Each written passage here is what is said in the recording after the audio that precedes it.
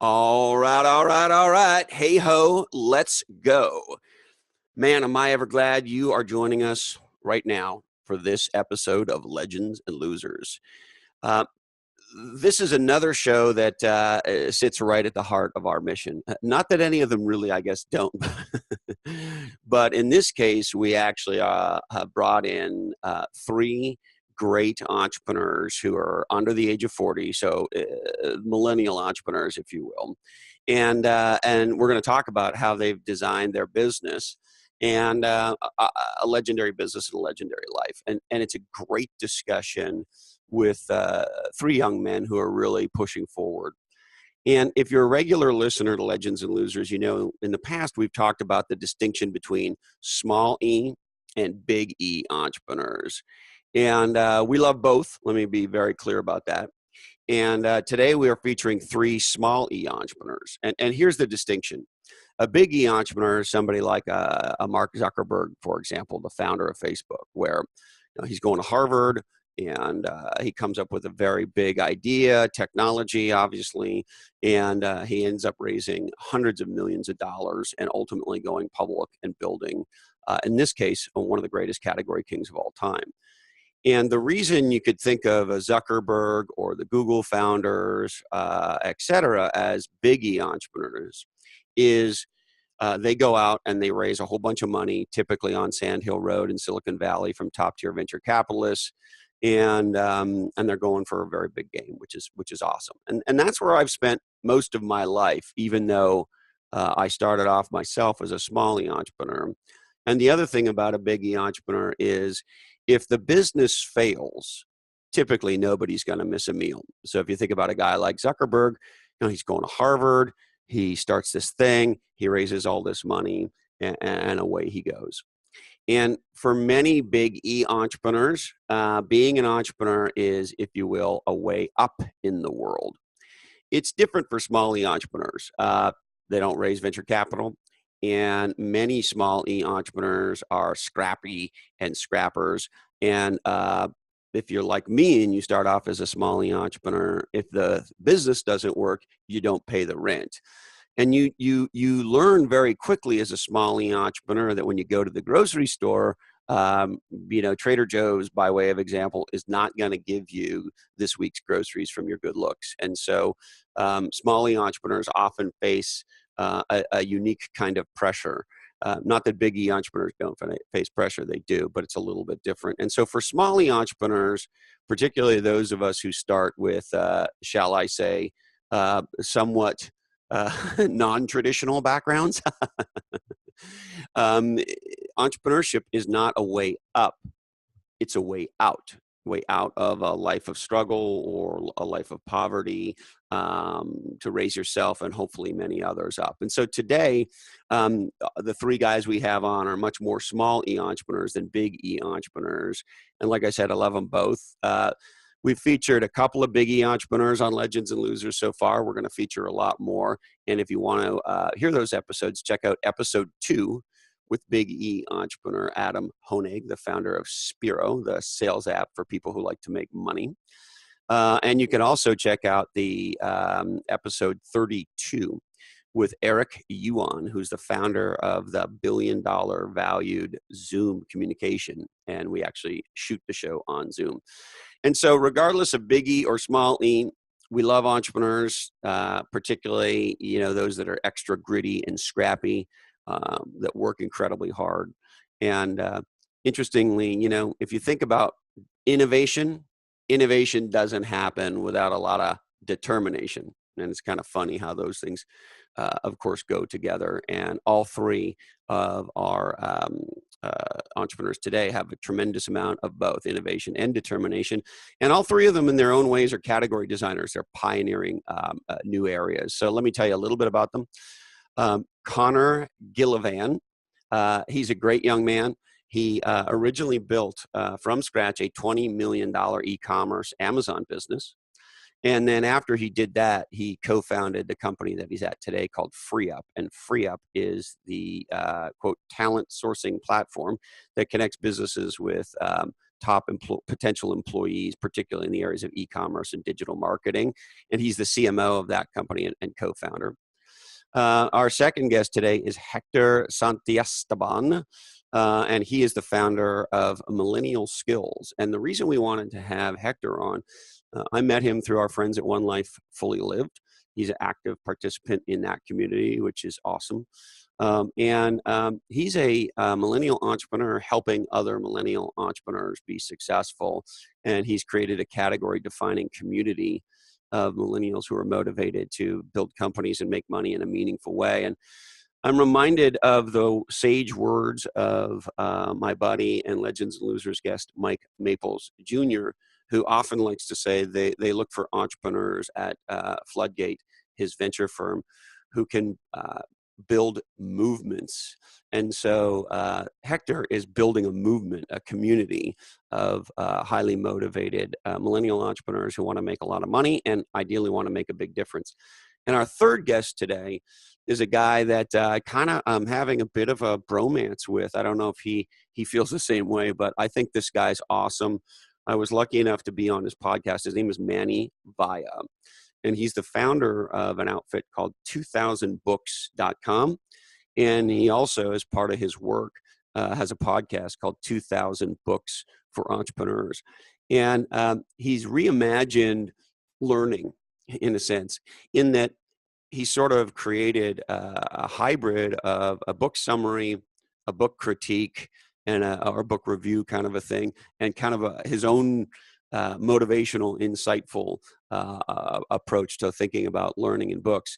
And so Manny's a guy who reads 7 books a week, and he kind of synthesizes them and delivers all of the best thinking that he reads about on his podcast, on his website, and he has a number of products and services to help entrepreneurs, because all the books he reads are for entrepreneurs and people in business. So with that as a tee-up, here is Connor, Hector, Manny, Colin, and me. Well, gentlemen, Colin and I have been looking forward to this for a very long time. We really are stoked to shine a light on some younger entrepreneurs who are doing some pretty legendary things, and also helping other young entrepreneurs do legendary things. So why don't we just go around the table, so to speak, and ask you to introduce yourself and share a little bit about who you are, and then we'll get rolling. Hector, why don't we start with you? How do we say your last name, Hector? I don't know if you noticed Colin and I butchering your last name when we tried to say nice things about how wonderful you've been in supporting Legends and Losers. But let's hear it from you. It's Hector Santiesteban. So it's St. Stephen, born and raised in Southern California, and really was given everything from my parents. Came up in private school, but got dick slapped, I like to say, in the face by life when I graduated from college. And found entrepreneurship as the vehicle for really being able to learn how to sustain myself in this world. So I'm really excited about giving millennials now the tools to go out there and really fend for themselves and kind of take back the stereotype that we've been given. Awesome. Well, thank you for joining us, and we're going to go back to that slap, but let's let's pass the puck to Connor before we go back to the slap. Nice. How's it going, guys? I am originally from Albany, New York. I now live down in Orlando, Florida. I've been an entrepreneur for most of my life. Started my first business while in high school, just hustling away, ran a landscaping business. I got into college, found another opportunity to sell on Amazon as it was expanding into more product categories. Hired around 60 people, built it to do over 20 mil on the marketplace. And now I'm running a company called Free Up that is an online hiring platform for e-commerce companies to hire great people. So it all kind of comes full circle. A lot of my story relates to each other. Yeah. Awesome, Connor. It's really fantastic to have you. And then Manny, we got to know each other recently when you were kind enough to have me on your fantastic podcast. But why don't you introduce yourself to everybody else? Yeah, that was a blast, Chris. So I'm Manny, and I'm the founder of 2000 Books, where we summarize the greatest books out there for entrepreneurs. And I read a book a day. I put all the knowledge out there on my YouTube channel, on my podcast. And before I did all of this, I used to be an engineer. I managed $1 billion plus cell phone projects. And before all of that, I guess, yeah, I was in engineering for a long time before I made the switch to do something like this, which is very different compared to where I started. And I just want to underscore something. You just said you read a book a day. Is that what you just said? Yeah.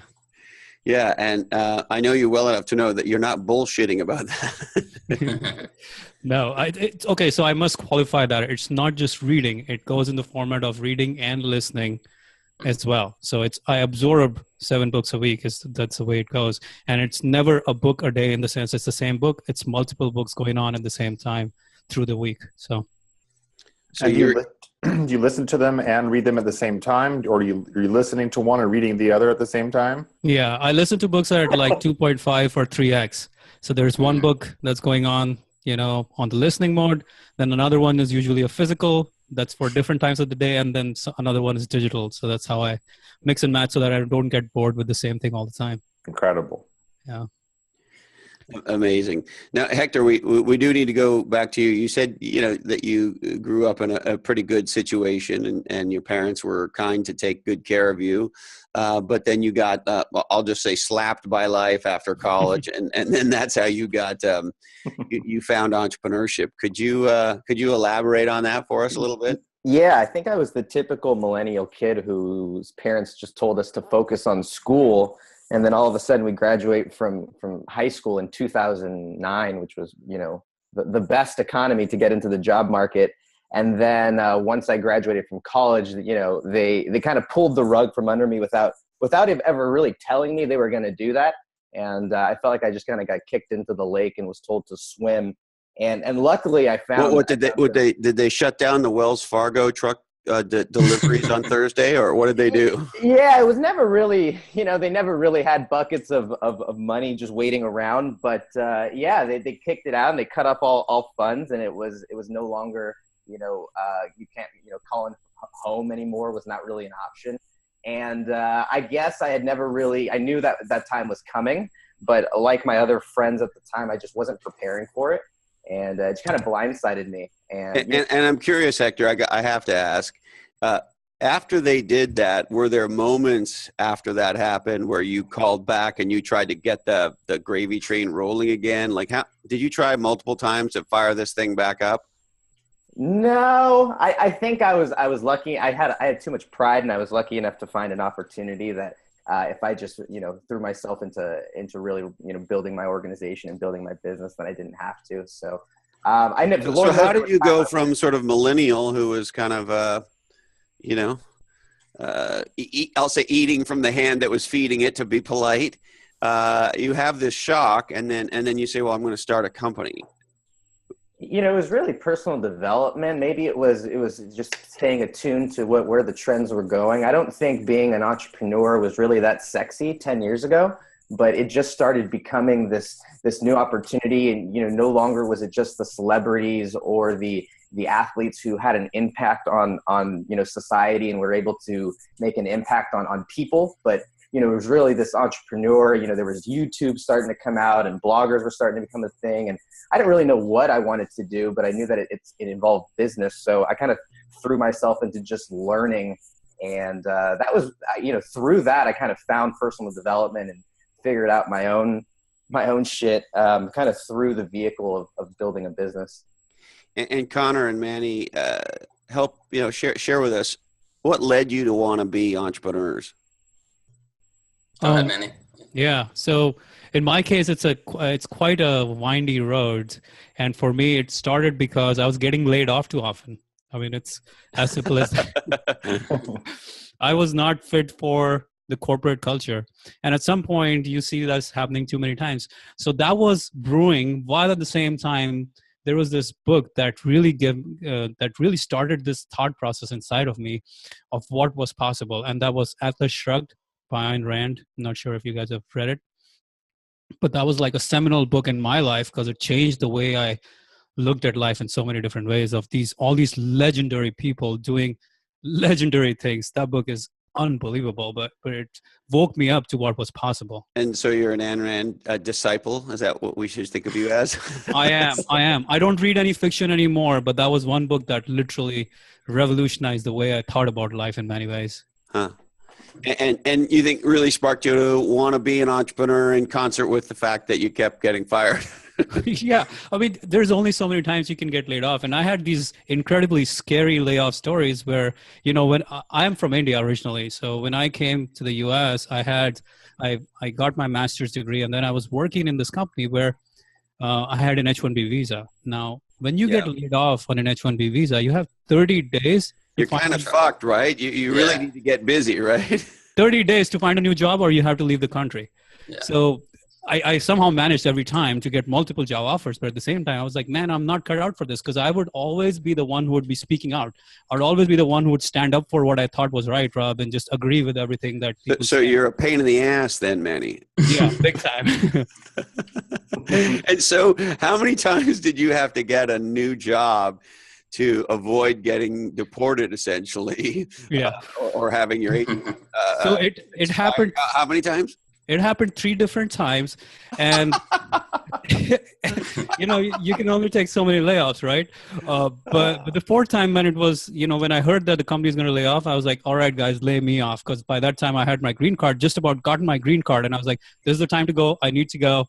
As soon as I got my green card, I was ready to get out of there, because I knew I had to do my own thing. This was too much. I guess American immigration laws bound me into a job for a long time. Otherwise, I would have been doing my own thing 10 years ago. So that's fantastic. Yeah. Connor, what about you? You shared off the top that you've been an entrepreneur for most of your life. What do you mean by that? Yeah, so my earliest example is in elementary school, I would hustle a lot of students in my classes.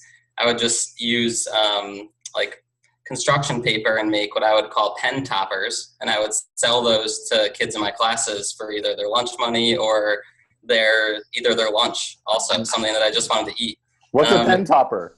It's so it's hard to imagine, right? But it would be like, so here's a pen. It would just be a little piece of cardboard, and maybe on the top there's like a dog or something weird on the top. Exactly. And how much did you charge for these pen toppers? It probably varied every day. If I wanted some Oreos, I would go after the Oreos and see how many I could get. And there weren't set prices. So some days one Oreo would work, and maybe other days you needed to have 2 or 3, or yeah, depending on the person too. You might play favorites for people. Was it like surge? Was it surge pricing? Definitely some surge pricing. Yes, absolutely. But yeah, so outside of that, at what age are we here, Connor, when we're selling these pen toppers? This is like 3rd and 4th grade. Oh, that's great. And then once I got into high school, so I think this was more of the reason that I eventually became an entrepreneur. My first job was landscaping with my cousin, who had built his own landscaping business and created it into his, like, what afforded his life and allowed him to build his family. So seeing him do that and working my ass off with him in high school, I quickly realized, like, this is the life I want to live. I don't want to work for someone else. I want to be able to build my own thing and have something that I'm proud of and that I know I worked hard on. And how old were you when that thought became clear? Remind me. I was probably like 16 or 17. Yeah. I started working with him when I was 14, I think. And maybe walk us through the journey. So 14 was, if you don't mind me asking, how long ago? 27 now, so yeah. 13 years ago. Yeah. So after high school, got into college.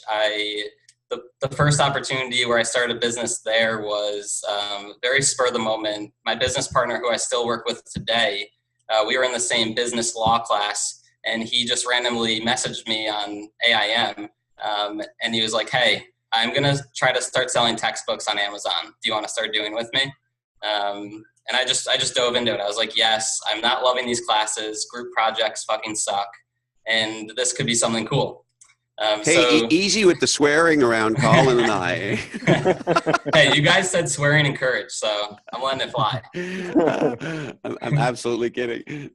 So we just got into that. We started selling textbooks. We just found kids on campus who were pissed at the bookstore that they were buying products for $200, and then at the end of the semester we're getting paid $10, and we were like, we'll pay you $20, and then we would sell it for $40 on Amazon.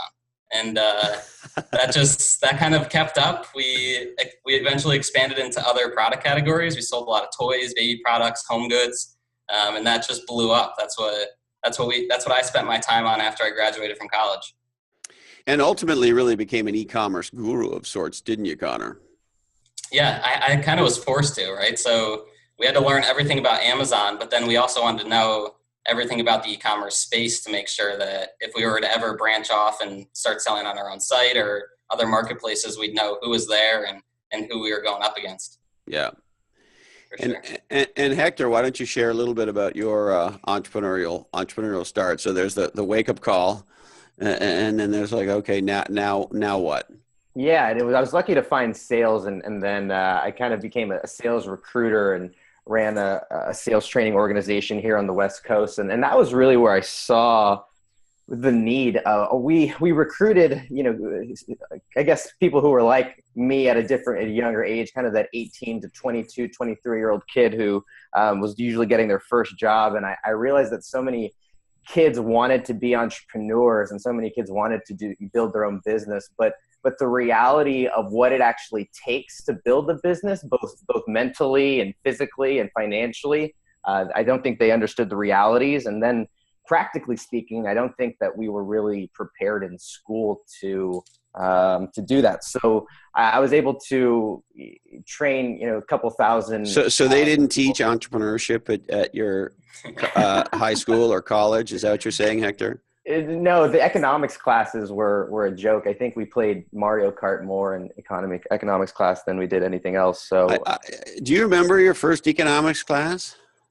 It was yeah, I do. I took one my senior year of high school, and they didn't talk about I don't even remember them talking about budgets or taxes. It was the basic stuff that you should know coming out of high school weren't really addressed. So, did you guys start with Adam Smith? That's where I remember starting. Yeah, the Wealth of Nations, going through that whole thing. Yeah, and then there's only so many bananas, and then there's people who want bananas. I'm sorry, I digress, Hector. Keep going, buddy. There will be distractions, and there will be zebras, and there might be some naked ladies that bounce by, and I think you hit on a good point. Is that stuff is although maybe relevant and maybe important to the historical context, it's just not very practical. We weren't given a whole lot of practical knowledge, and it's just sad because then people, they think that they can start businesses and they go out there and they're just, they're really blindsided by the realities that come along with it. So I just, I want to, that kind of led me down this path. Now we have, a Facebook community and we have coaching and, some mastermind programs and stuff like that, as well as and you're really in the business, just to be clear, you're in the business of helping other millennials start and build and grow their businesses. Yeah. We really try and provide that community. I know we connected via Tim, and I've really been inspired by what he's done with One Life, and trying to bring something similar to young people, where there's just almost like a YMCA for getting shit done and becoming a better person and building your business. I just think that there's a big need for community amongst positive young people, really. And then Manny, I think you're awesome. I really, I'm fascinated by what you're up to and the place that you come from. And so you're a whole new category, as we talked about on your show. But you're the most, to me, fascinating kind of one person new category I've encountered in quite a while. And so I would love to hear the story of, okay, so you keep getting whacked and you decide, okay, I'm going to go out on my own. How do you land where you have landed? And let's maybe have you share about where you've landed, because obviously I think it's really cool. Yeah. So after too many whacks, as I said, I was ready to go on. So you think of my background, I'm a software engineer before that. So software engineer, managing software, all that stuff. So it wasn't necessarily, I was supposed to do tech startups. I was supposed to go, build apps or build web apps and stuff like that. That's the trajectory I should have been on. But I loved learning and teaching too much. I loved books too much. I was enjoying it so much. But then I would, every once in a while, I'd subscribe to these book summary sites. and I'd be so disappointed. I felt like some college kid just went and highlighted the books and then threw those, just changed the words on those things and pushed the summaries out. And I was like, man, this is so much crap. This needs to be done much better than it's being done today, because the summaries, whatever. And I guess all the competitors out there, they just kind of just do a factory line of summaries, and I hated that stuff. I literally did not enjoy it at all, and I wanted it to be done in a way that was more fun, more realistic, and at the same time done by someone who had perspective. So the knowledge is only as good as the person who is sharing it, no matter even if it's coming from the book, because there is perspective you get when someone who has a much bigger perspective gives you that knowledge from that book. So I started doing this because I felt that emptiness, and I felt the need to be in front of the camera and talk about these ideas all the freaking time. And that's how it all unfolded. And I love it. It's so creative, I think, what you've done. And so you tell me if this is the right or wrong way. But the way I think about it is, okay, so there's a book summary that you can go by, as you mentioned, the sort of the cliff notes and all that kind of shit that I was used many times as a kid. And then there's the book, if you will, critique, right? Where they sort of are giving an opinion. Is this a good book? Is it not? Is it, here's why, and all that. So there, those two things, you've certainly melded those two things, but there's this third thing that you bring, which is your personality, the fact that you've read over 1,000 of these books, and so you have incredible context for whatever you're talking about in the domain. And you're also, am I wrong? You're also a little bit of a motivational speaker-y kind of a guy. Like you sort of say, yeah, and that made me think about procrastination in my life, and maybe I shouldn't procrastinate very much, and you should think about that. Like, there's a little bit of that, I feel. So is that right? Is that Yep. fair? Yeah, that is very fair. I enjoy that stuff. There's no question about it. Toastmasters was one place where I started on all these things back in 2004, and it's always given me a lot of joy. But as you said, like, I like to connect the dots. I'm a big picture thinker. When I look at a book, I'm not just looking at the book in vacuum. I'm thinking about 10 other books, 20 other books. I'm thinking about 20 other ideas, and I'm a very visual thinker. So for me, it's not just a bunch of lines in the book. I'm thinking of connecting everything together in some ways. Like, I'm a physicist, I'm an engineer, I'm a business guy. I like to put all of these things in perspective. Sometimes it's going to be about rock climbing. Sometimes it's about sailing. Sometimes it's about dating. I mean, everything comes together when I'm talking about these books. I don't hold back, because the lessons are very consistent in life. We just have to find them properly and use them properly. I love it. Now, one of the things, of course, we want to ask you guys is we're looking at a time where there's a quote-unquote crisis in American entrepreneurship, according to the Wall Street Journal. And in particular, the millennial generation is on track to be the least entrepreneurial generation in American history. And so with that as sort of background, guys, why do you think it is more younger people aren't becoming entrepreneurs? I'll jump in. I think there was just a lack of preparation. We talked a little about the school system before, but the internet kind of screwed everything up, for lack of a better term, or lack of a better idea, and kind of shook up the whole system. So our education was kind of based upon a pre-internet lifestyle and a pre-internet economy. So I think that we just have been really slow to catch up. And if we can start, I know there's a lot of organizations who are starting to implement those ideas into younger children, because I just think entrepreneurial tendencies and philosophies are great ways to live as a person. You can learn a ton about personal development through running a business. So I just think we were kind of blindsided by this whole internet thing, and people thought that was a fad. So I think that kind of leaves a big blind spot. Manny, Connor? Yeah, so I really think we have a challenge with where we are as a country today. So here's a quote, and I don't remember where it comes from, but it says, "A nation is born stoic, but it dies Epicurean." And unfortunately, we're at this Epicurean stage, in the sense we have it too easy for most people. And when you have it that easy, people lose that hunger, people lose that motivation, people lose that desire. And if you see it in India and China, entrepreneurship is at an all-time high. It's not because internet has changed anything. It's not because, in fact, it has made it better. But the thing is, people are hungry. The nations there right now are in a stage where they are hungry to go after the next level. But unfortunately, that hunger somehow has disappeared because we've made it too easy.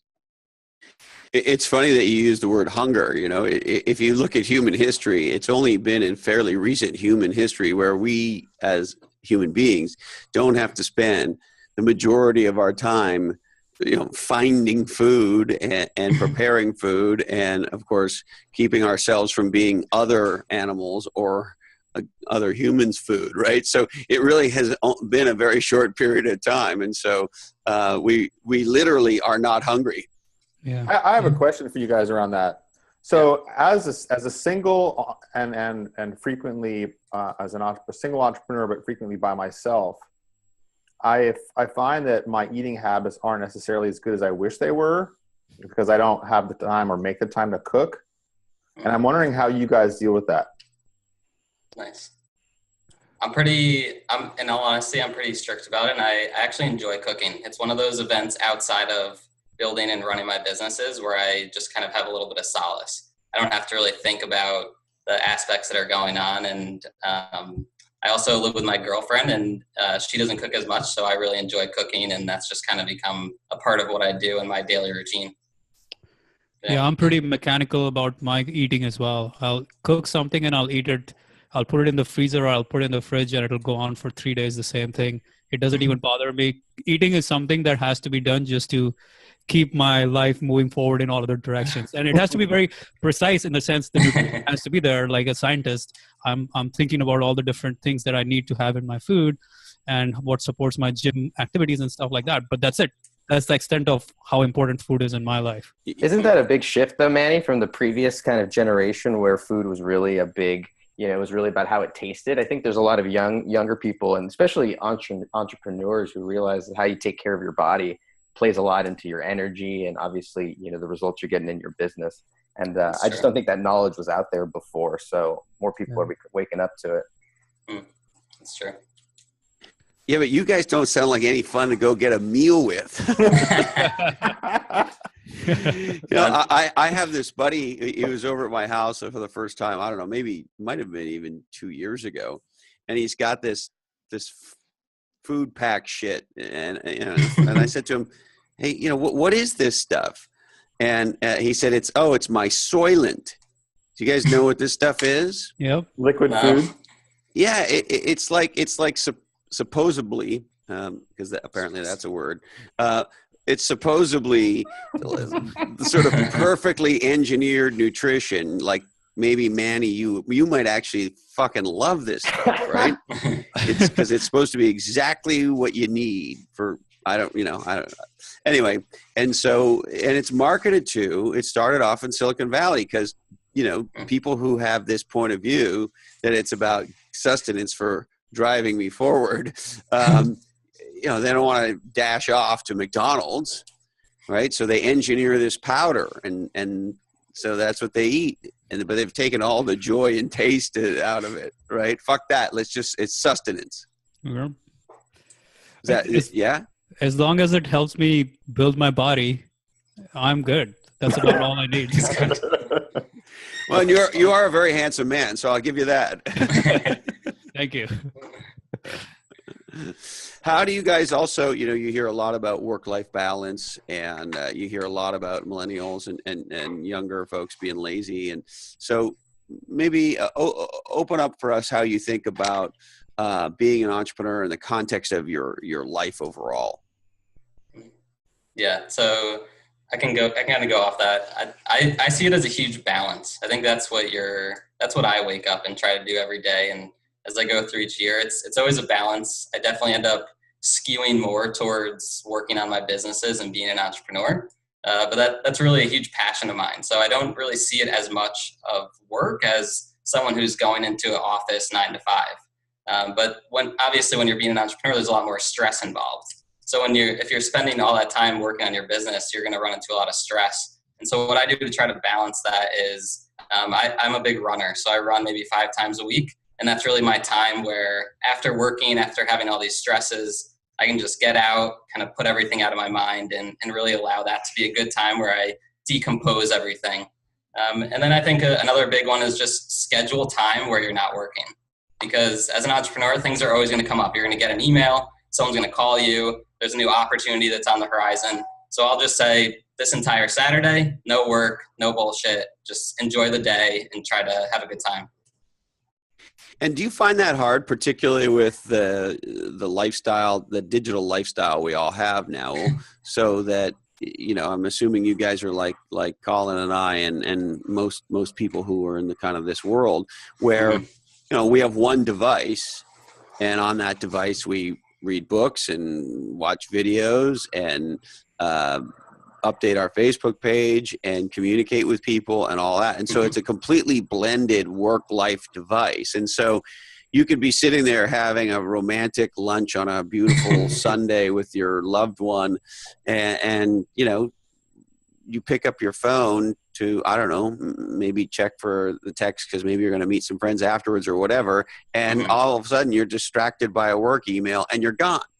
Definitely. So I understand that, hey, I'm going to take Saturday off, but the shit is like lurking. It's always, it's digitally for you. haunting us all the time. So maybe help us with that.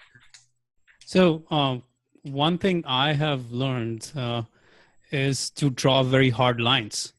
And there's this paradoxical idea that structure leads to freedom.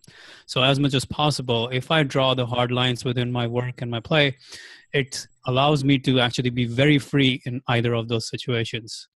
And also my morning routine sets me up for a lot of these things so that I don't scamper around and go crazy for the rest of the day. So meditation, working out, and hard lines, those are the things that allow me to stay consistent with this. And you said structure leads to freedom. Leads to freedom. Yeah. If you look at it in any part of life, it's always the same. Like when we create structures around what we need to do, we can be completely free during that time or during that constraint.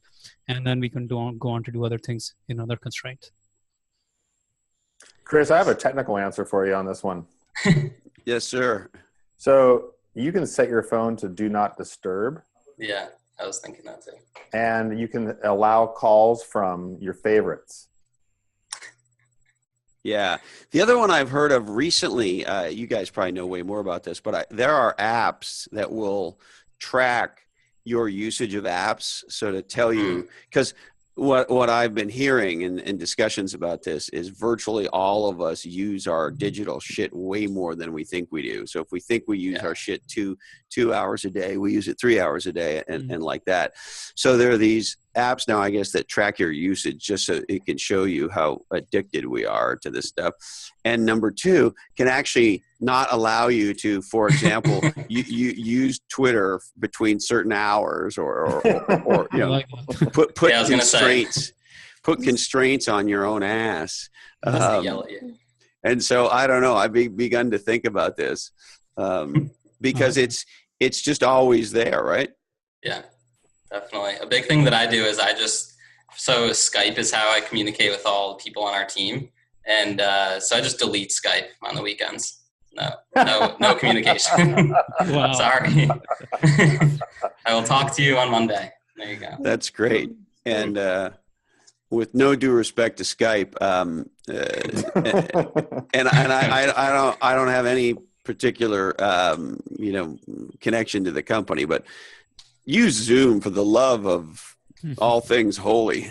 Manny and I had this discussion. Skype needs to retire next to a Wang and maybe an AS400.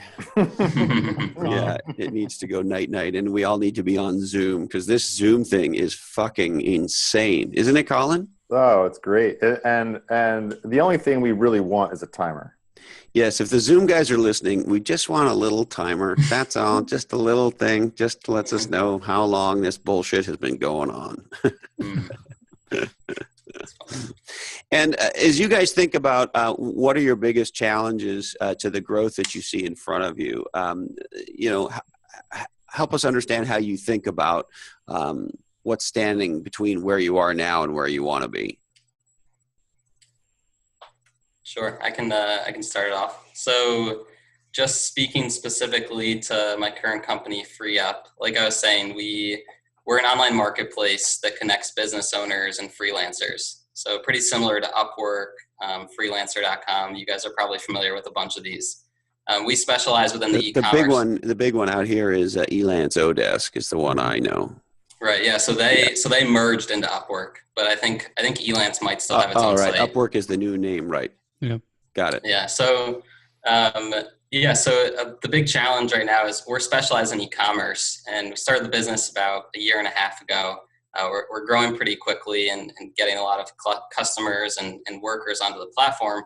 But one of the big challenges I see in the, I guess, long term, maybe 1 to 2 years, is really getting into the hands of those large internet retailers.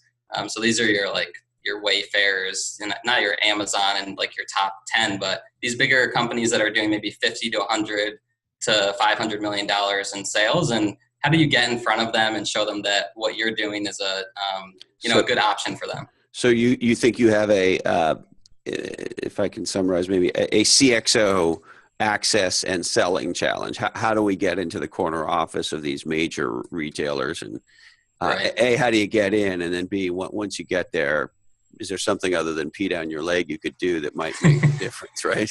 Exactly. Yeah. So the way I've been trying to tackle that is, as you guys probably know, being an entrepreneur is it's slow growth at a lot of times. You're continuing to chug away. And so a big focus of mine as the CMO of the company has been really doing a lot of branding and trying to create great relationships with other people who are already having an influence in the industry. And then also trying to bring on those medium level clients that are closer to that 10 million. So that as you can start to get more and more of those, you build some credibility and your software matures and you're at a point where you can actually offer a good solution to those higher level customers. Yeah. And then Hector, how about you? What are your growth challenges right now? I think it's education. I've seen you speak on category design a little bit. And in the same way that I think people get a ton of benefit from signing up for a gym or joining some sort of community in terms of fitness, I think a lot of people are waking up to that reality when it comes to entrepreneurship and business.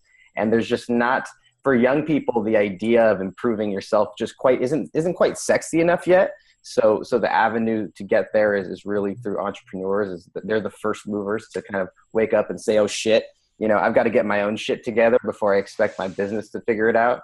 So I think really just education to the market and trying to create this tipping point where people care about investing into themselves, because that's how they're going to improve their business.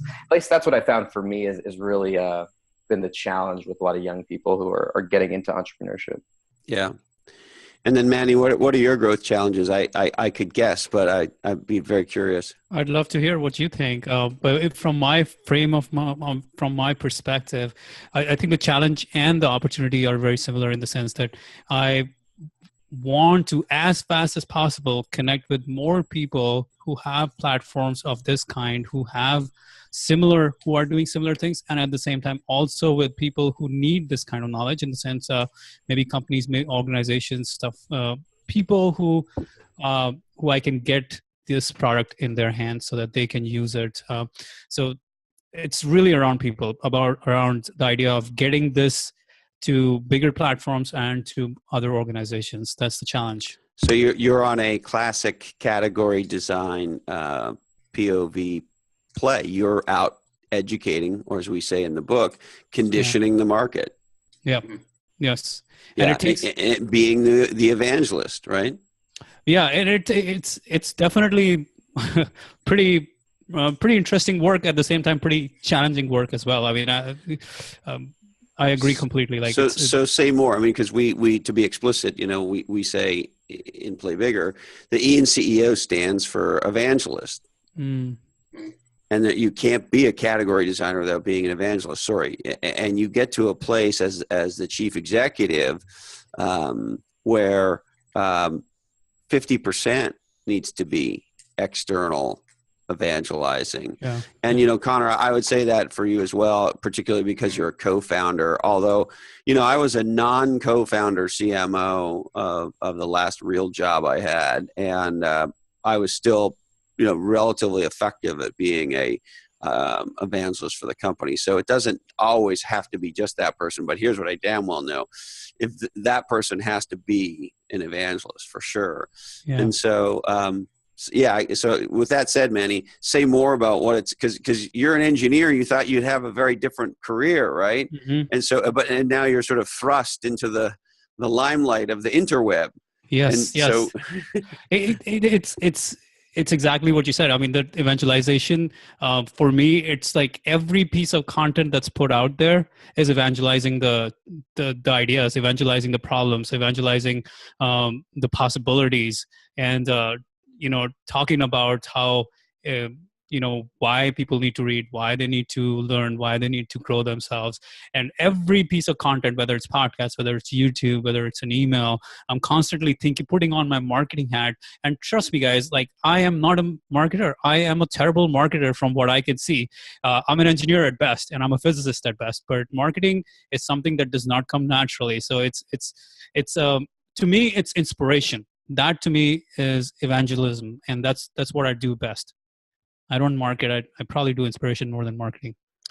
And Hector and Connor, you both feel like you're natural evangelists, but is that your experience? Or I think you have to be whenever you're leading people. There's so many options these days for someone to go to a thought leader, or for someone to find a blog or a podcast. So if you're not exciting, or you don't have a compelling message or a compelling vision, really, people aren't going to follow you. I remember staring at my sales reps who were 18, 19 years old. And unless I painted a compelling vision, they weren't going to stay around very well. And so I think that it's even more magnified when you're speaking to people in the digital world, that they really have to see a place where you're leading them, just because there's so many different options to choose from. Yeah. Thanks. Yeah. I mean, for me, to be honest, I'm definitely more of an introvert. But I've always had this mission, and it's just been a part of my life for the past about 10 years now or so, is that I've wanted to leave a good legacy. I want to make a good impact on people based off of the experiences that I've been going through as an entrepreneur. And so I just kind of force myself to do it. I like meeting other people. That's a huge part for me, and learning their stories and seeing how that can inspire me. So I just try to do the same. I might not always have the best things to say, but I'm going to put out there what I've done and try to teach others to do it themselves. That's great, guys. Now, as you think about the future, I'm very curious. We hear from entrepreneurs challenges that come in sort of often these three buckets: revenue, that is to say, growing revenue, access to capital to be able to scale the business, and access to talent, the ability to recruit and retain the best talent. And so if you said revenue growth, capital, and talent, what would be number one for you as the challenge for you growing your business? So I'll take that first. It's definitely not capital, because I've designed this business in a way that I would never have to work with a venture capitalist. And that was just my personal thing. I wanted it to be such that I could do it the way I wanted to do it. The challenges definitely are around the avenue of growing the revenue right now and growing it super fast. That's been the challenge from day one, and it continues to be. Hiring is very painful. Very, very, very painful, but at the same time, not as bad as growing revenue, because that's almost like a 24/7 job. Yeah. It's amazing how getting people to give you money for something can just continuously be the most challenging job in the company. Yep. Yeah. And you're constantly devising systems, and the systems are constantly breaking, or they're not as good anymore, and you're constantly trying to figure them out. So. Yeah. Hector, what would you put first? It's interesting. I was going to say the same thing as Manny, but as he talked about, I think so many young people, and I've done this myself. I've started 3 different companies, and I tried to I have bootstrapped all of them, and it just creates a different, unique challenge. And I think that Manny's right that if you are able to produce that revenue, increase those sales, it makes so much of that other, that other growth a lot easier. So as you say that, I think that access to capital, but I crowdfunded a book recently for the self-publishing of my book. So the access to capital doesn't have to be necessarily giving up ownership anymore. And I think that that's a really exciting thing that just wasn't available before. So my answer is actually going to be capital, because I think that with that, it makes it so much easier to. So when you say you crowdfunded it, you did like a GoFundMe page? It was an Indiegogo. So it's similar to Kickstarter, Yeah. but it's just a different platform. Yeah. Yeah. And I didn't have to, you don't have to give up any equity or anything like that. And it's still allowed me to self-publish everything. Nice. And Connor? Yeah, sure. So my number one is talent, and I'll explain why. For the two companies that I've started, we bootstrapped both, and me and my business partner are very strict on when we start making profits, how that gets reinvested back into the growth of the company versus either going into a cash reserve or paying ourselves. So we really like the bootstrap model. We haven't ever had to get funding. It would be something that I'd like to do in the future, but just hasn't come into my kind of span yet. In terms of why I say hiring is the toughest for us, it's solely based off of the company that I'm running. We have to recruit and interview and hire hundreds of people on a weekly basis. We're trying to get more and more talented freelancers into our network every single week. And so we have a whole team that's dedicated to recruiting, interviewing, testing these people, and making sure that they're going to be able to provide a good experience for our clients. So for me, it's talent. I think talent's huge. And I think the best companies, they're leaders. They know that they can't do it themselves, and they need to find other experts who can help them build. Awesome. Hector, can you hear me? I had a question around if other entrepreneurs were interested in doing a crowdfunding campaign with Indiegogo. Do you have some resources or some recommendations or learnings you might want to share around that? Yeah, I took a course from Brandon Adams, who's kind of, he's created his own category of crowdfunding expert, as a crowdfunding expert. And I just really went through his course maybe 5 or 6 times. It was a 4-hour course that he put together. And it really had, it was a lot of work up front, but it's a really cool vehicle for people to get funding in really a way that wasn't available, even 4 or 5 years ago. Great. Yeah, very cool. All right, gentlemen, here's something that's really also been on my mind, thinking about having you guys with us. If a good friend of yours was thinking about becoming an entrepreneur for whatever reason, and they said to you, what should I know about being an entrepreneur? What would you tell them? Get ready. Don't do it unless you're ready. And I think that a lot of, at least with young people and kind of the crowd that I'm kind of working with, they see all these entrepreneurs, quote unquote, on Instagram with, jets and piles of money on the bed and taking pictures with all these watches and Rolls Royces. And they go into entrepreneurship thinking that that's what they're going to get, or that's the lucky pot of gold at the end of the rainbow. And they get royally blindsided when they realize that, maybe someone, maybe there are people who are able to experience that, but if that's the only reason you do it, you're not going to make it there. And I think I always ask them why, and I really dig into their purpose, into their why. And if it's about money, I tell them to try and, figure something else out. Now, but there is a flip side, right? I'll never forget meeting with an entrepreneur. He was an engineer, CEO, and he was trying to recruit me to go on the board of the company.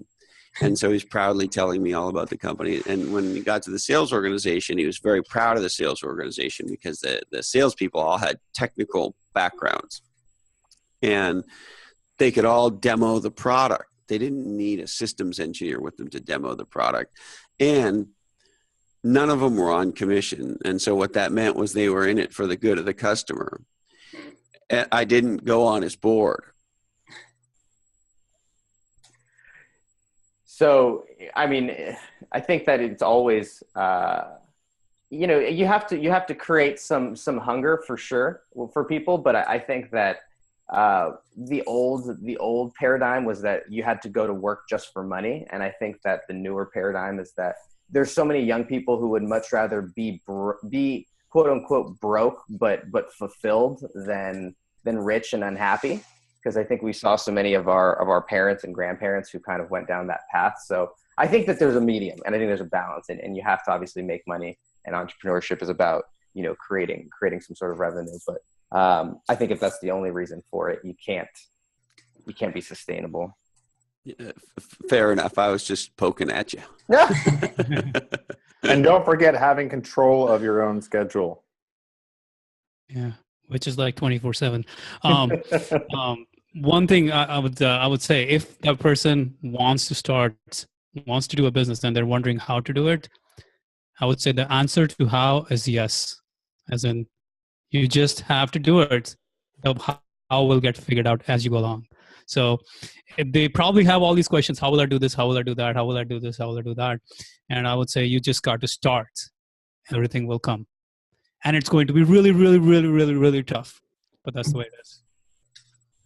Nice. I love it. So my advice for someone trying to start is, like I've said, I've started multiple companies, and I think for the first year, you have to be ready to hustle. There's no way going around it unless you just have, you've been in a specific industry and you have a expertise and you have connections where you're going to be able to just push up a company really quickly. I think the first year is all about hustling, making your first customers, figuring out what they don't love about your product, what they do, iterating it, and just keep it going. Because that's really what the first year is. You need to make sure you get past that 1 year mark. There's so many businesses that start and then just fail in that first year and never get to see the next light of day. So I think that's what the advice is get ready to hustle and work your ass off. And Manny, I'd be remiss if I didn't ask you. So just to underscore, you've read over 1,000 business and self-help books. That's right. So I've never talked to anybody who's read over 1,000 business and self-help books until we met the other day on your show. And so I have to ask you, what's the answer, man? And the net of it is? What's the answer? What's the reason why people succeed or fail? Is that what we're asking? I would just say, you've read all those books. What's the net of it?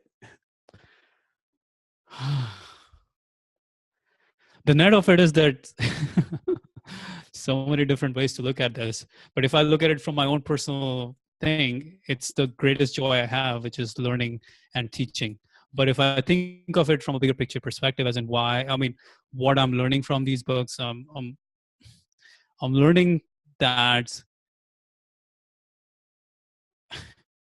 I could break it down in so many different ways, Christopher. It's like, why people succeed. That's one thing I always like to think about. That's one thing I'm always curious about. And I feel like I have certain sense of answers at this point as to why that happens more than anything else. And to me, that sense of desire and that the ability to persist are probably more important than anything else ever. So that grit, that persistence, that hunger is all it's where it's at. That's awesome. All right, gentlemen, anything else? I don't think so. Thanks for coming on, guys. This was awesome. And I wanted to say, I think I'd mentioned this to you, Chris, before, that you really laid out with Play Bigger, just the manuscript on how to innovate. They always say to think out of the box and think outside of the box. And then you tell them, well, like, how the hell do I do that? And now the answer, which I tell to people, is I say read Play Bigger. And so I wanted to thank you for providing some sort of framework to an otherwise just nebulous axiom. Well, thank you for saying that, Hector. And, I got to tell you from the bottom of my heart, if you had any idea what it means for me to hear you say that, a book is a lot like being an entrepreneur, a lot like doing a startup, right? It's, in our case, it's a 2-year R&D project, essentially. And just like an entrepreneur, you're very passionate. Just like an entrepreneur, you see a problem in a way that you think most others don't, and therefore you see a solution in that way as well. And you go to work. And in our case, we had a great agent and a great publisher, and they were telling us we were doing great work.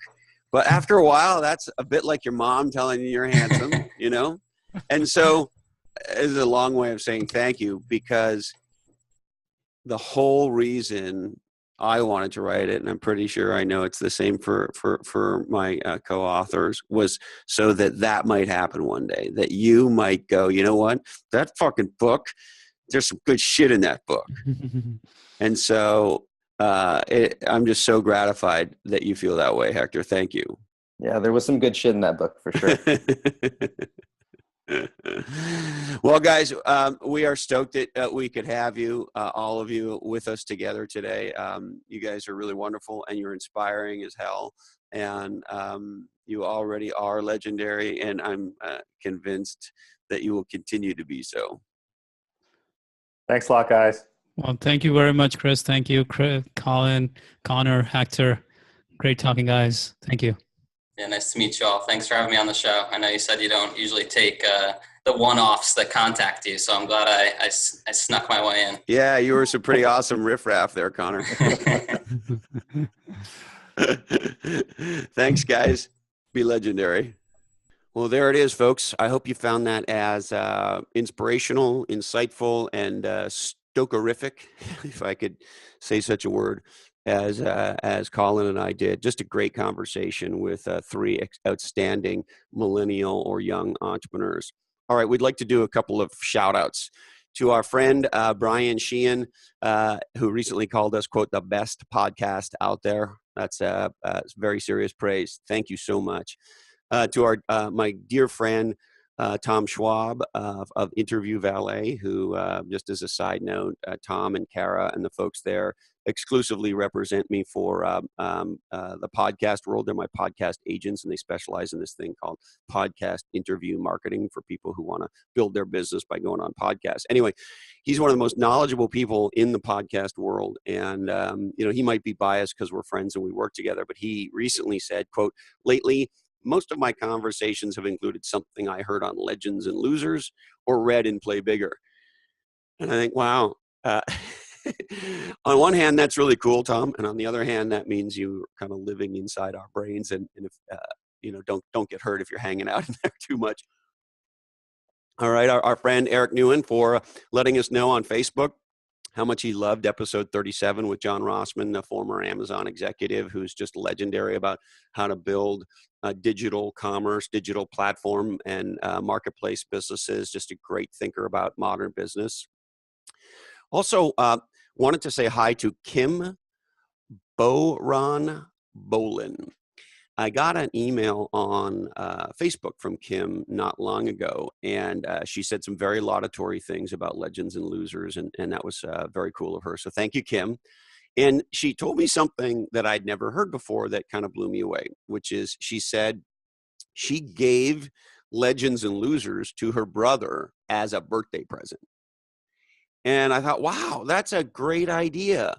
And you know how in the past when, for example, DVD sets were, a thing that you gave people and stuff like that, we used to buy movies for people or DVD sets or things along those lines and give them to them for their birthday or Christmas or Hanukkah or Saint Nobody's Day. And her email inspired me. It's like, wow, Legends and Losers makes a great birthday present. So very cool.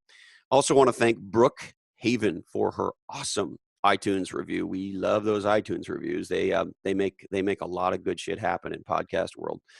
Casey McCoy, a good friend, who's suggesting that we should change our tagline, or we should have a tagline that says Legends and Losers, helping startups not fuck up since 2017. So we love that. We'll take it under advisement. Also, thank you to Matt Donnelly for his Facebook shout out. and the folks at socialbuzzme.com for your awesome tweet about how much you loved episode 38 with our friend and Navy SEAL Chris Fussell. All right, now, don't forget that Legends and Losers, per Kim's email to me, makes a fantastic present for family and friends. It's a great last-minute gift, too. Subscribe on iTunes, iTunes, YouTube, or Stitcher. And we'd like to ask you to write an iTunes review for us, because that's what drives podcast success, amongst other things. And if you do, or I should say when you go and write us a review, please send an email to blackhole@legendsandlosers.com with the word review in the subject line, and we will send you the transcripts to episode 26 with 4-star General Stanley McChrystal. And again, we really want to thank you from the bottom of our hearts for making Legends and Losers a smash hit show. We'd love it if you joined us on Facebook.com/groups/Legends and Losers, on Twitter, @LegendsLosers. And again, the email address is blackhole@legendsandlosers.com.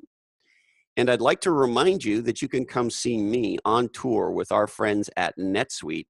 And you can get your copy of Play Bigger signed. You can see some other great speakers, including the legendary technology thought leader, Jason Maynard. And if you're interested in the dates that we're going to be doing this tour at or on, or in the cities we're going to, go to legendsandlosers.com and click on NetSuite Tour. And again, thank you for telling all your friends. You guys have made us a smash hit, and we appreciate it. All right. We would like to thank Equity Directory, how entrepreneurs find legendary talent, resources, and the services they need. HarperCollins, Instant Classic, Play Bigger, how pirates, dreamers, and innovators create and dominate markets. Our good friends at onelifefullylive.org, shout out to Brian Rocha, dream, plan, and live your best life. The World Wildlife Fund, because we only have one planet. NetSuite, #1 in cloud ERP. Find your next. 2000books.com with Manny Vaya, our guest today, the cool way to make yourself smarter. Freeup.com, find the talent that you need with Freeup. Thanks, Connor, for being on today's show. Chi Power Arts Healing in beautiful Santa Cruz, California at chipowerarts.com. Our friends at Fathom, the legendary marketing services company that drives your revenue at fathomdelivers.com. Navy SEAL and legendary guest on our show, Chris Fussell, and his hot new book, One Mission, How Leaders Build Teams. One Mission, How Leaders Build Leaders Build a Team of Teams. For the love of God, lock it. Millennial Skills, Hector's business, helping entrepreneurs build legendary businesses at millennialskills.com. Whiskey, have a snip. It will warm you right up. Myotechnology, mixed method recovery in San Jose, California. Get yourself all tuned up at myotechnology.com. Today's information is provided to you solely for informational purposes, and we must warn you that all episodes contain nuts. This oddcast is the sole property of the Legends and Losers Oddcast Network. And please, we'd love it if you share the shit out of it. Don't forget to support your local entrepreneurs. Remember that plastic bags are not children's toys. They are plastic bags. And if you need to be told that, you should go see somebody. Love a farmer. Without farmers, there's no food. In the event of a fire, please note that this oddcast may explode. Don't be lame. Get out of the passing lane, please. Be nice to your mother. And hey, Colin, don't forget this oddcast really ties the room together. Our apologies today to Bill McDermott, CEO of SAP. Sorry, Bill. We just ran out of time for you. That's it. Be legendary, my friends.